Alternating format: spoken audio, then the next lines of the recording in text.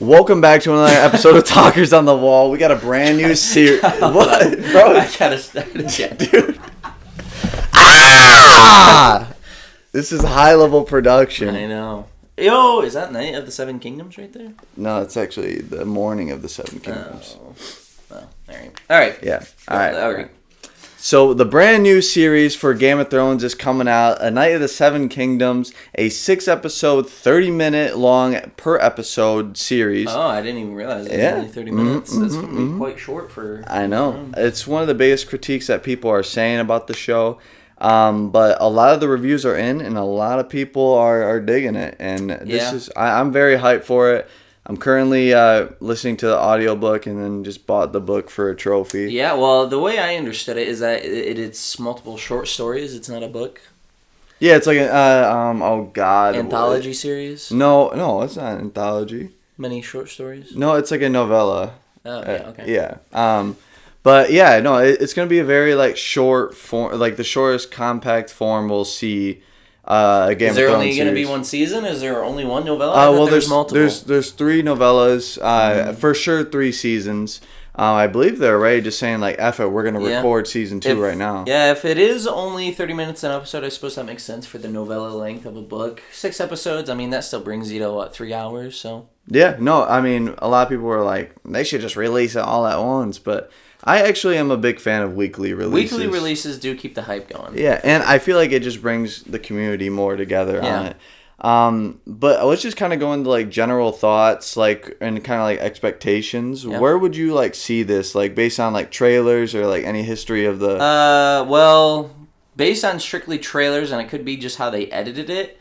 It was giving me Marvel coded humor, and that it worries me a little bit. I'm sure that the Game of Thrones writers, well, not those guys, but I'm sure that the writers who are working on the show are going to be doing it better. I don't know. I just I don't know. When I was watching the teaser trailer, at least none of the jokes were hitting. They were just they were throwing comedy in my face, but I don't know. Yeah, I think also a big part of it too is just listening to the book and then understanding what the journey is. I think that those just out of context might not hit, but I think you might see them in the show. I am a Game of Thrones defender till the day I die, but I think that they'll hit way more in actual context. It's kind of like a song, a single out of an album that you're like, how does that fit in this character, this artist's discography, and then it just fits really well in the album. Yeah, and it could be too that a big part of at least the trailer is that it is a lot of the comedy moments. You don't get the serious moments until the last minute or so, or the last 30 seconds. For sure. But I do think it's going to shine when it is giving those old nostalgic Game of Thrones moments, the very stoic, that scene where they're talking about be brave or whatever, be tall. Yeah. That gets me hyped for the writing for the show for sure.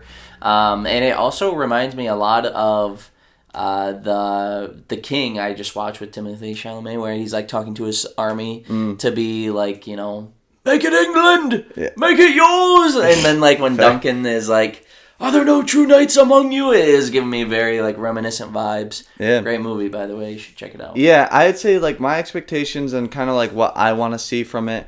I really just want because the book and just the story on itself on the outline is the most the book? It so far it's good. I know bits and pieces of the outline, but this is out of all the Game of Thrones world, this is what I know least amount about. I mean, it's probably the most unimportant stuff. Yeah. Oh yeah. It's because this is 100 years. When was House of the Dragon? Yeah. I think it's 200 maybe, years. But this is easily the most lighthearted story we're gonna get for A Song of Ice and Fire, and I think that's really what it needs to be. Yeah. It shouldn't be bigger than what this the scale of it is. Yeah. I don't need Duncan and Egg stopping a fake dragon that's never been introduced in the books, from coming out of a cave or something. That'd be kind of cool, though. Come on, if they actually saved the 7 realms, but it was secret history? Oh no, So cool. No. I think that though,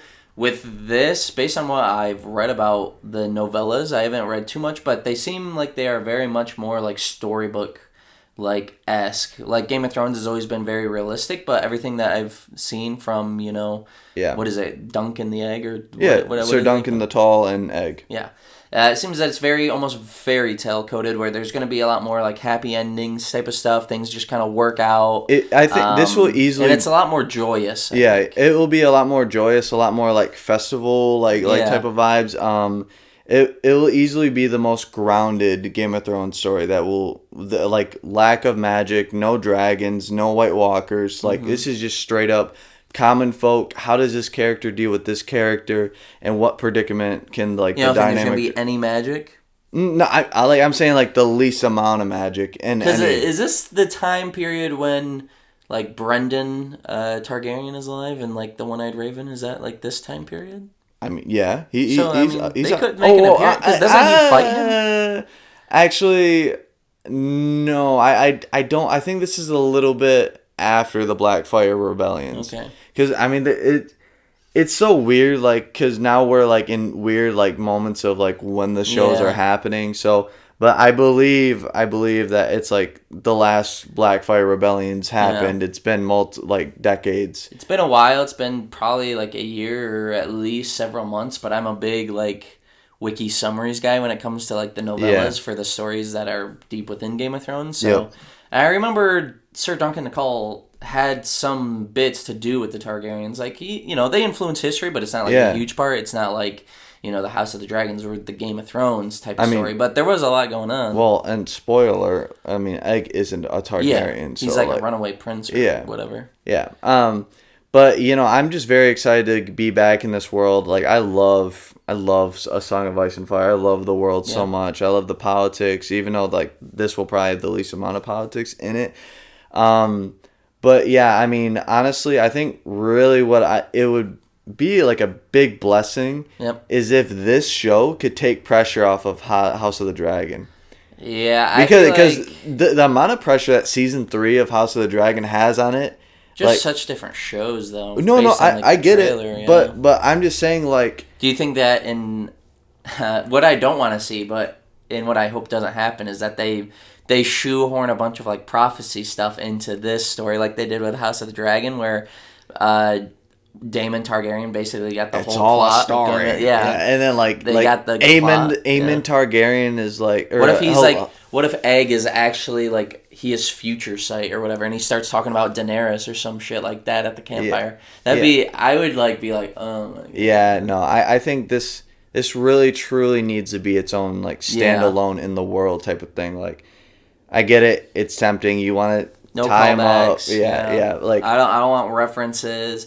Sir Duncan is like the ancestor to Brienne, right? Brienne Tarth. Yeah.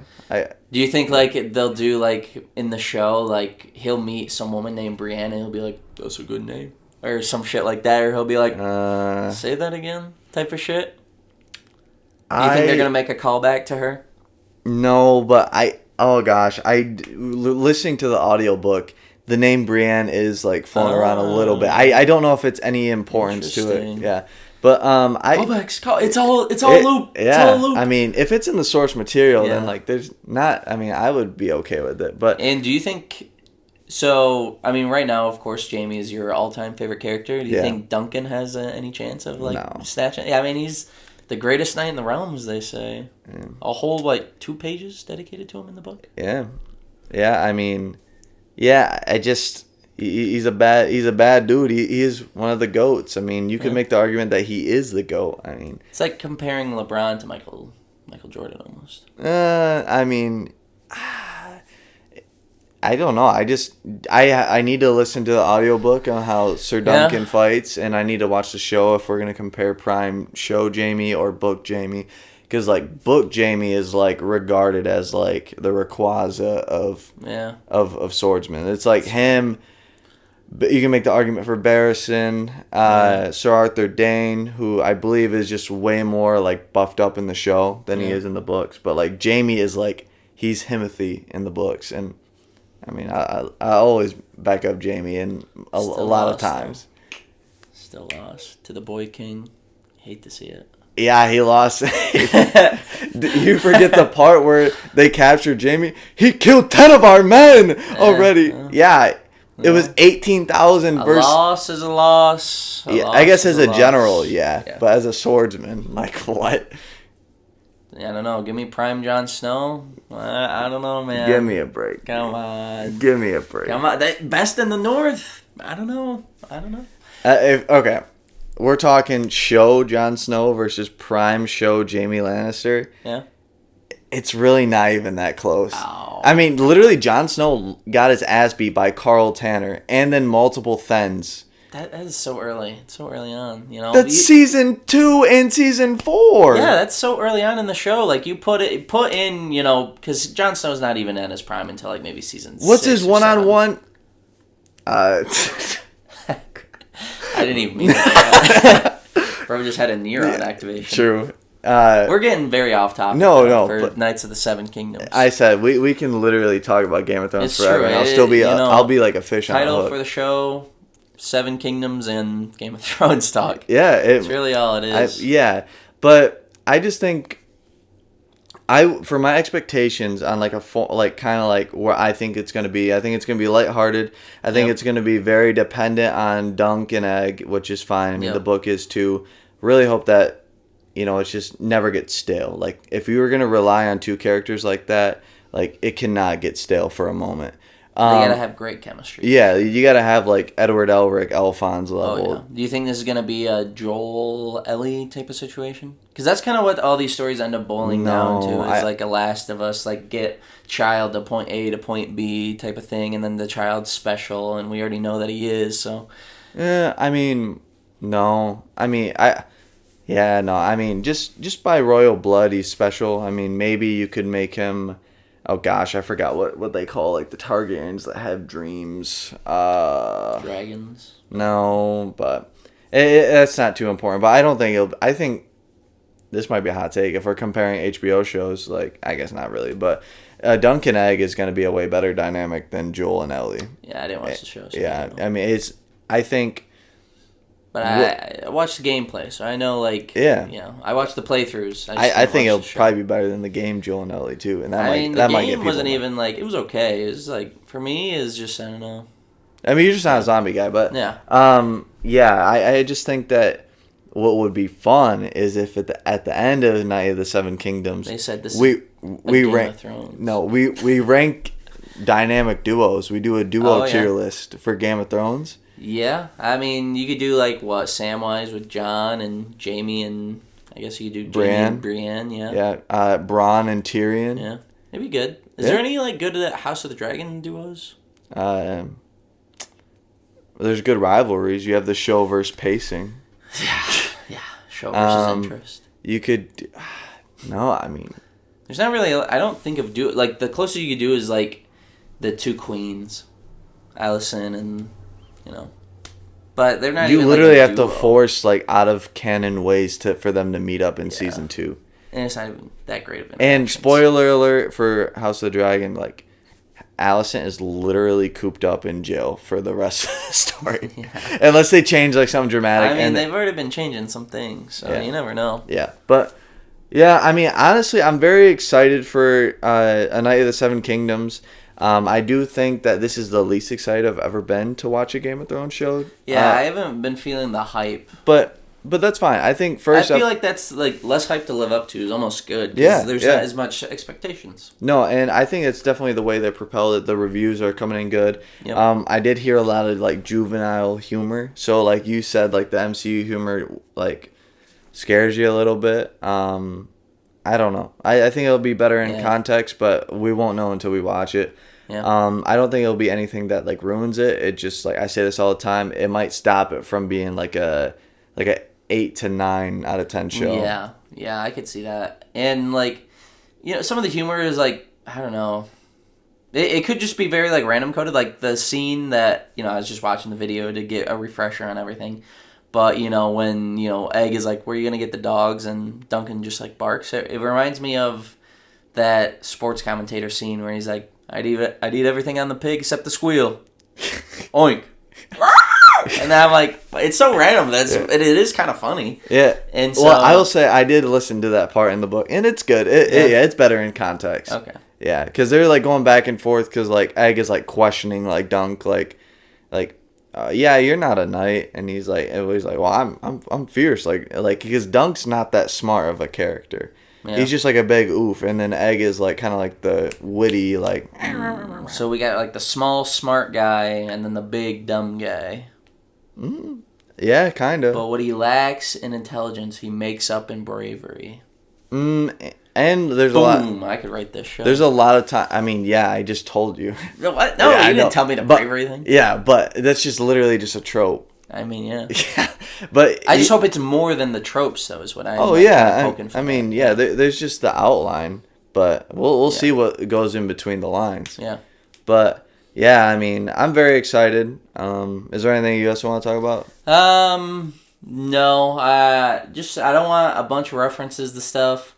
If they like wanted to flesh out the lore of Game of Thrones a little bit more in like ways that weren't like super obvious, that'd be kind of cool. Just like good like world building. Yeah, like if you could like make up like a, you have like something that like happens in in the book, but like, you rewatch Game of Thrones like season 3 and they'd be like, they go to like Tumblewood and be like, oh, that's where Egg and Dunk were. But, I mean, even like way before this show was even probably like conceived, like they were making references to Duncan the Tall. Oh yeah. Show. So I mean, and if this is around the time of the Blackfire Rebellion, it'd be cool to get some lore on that as well. If it's like right after or right before.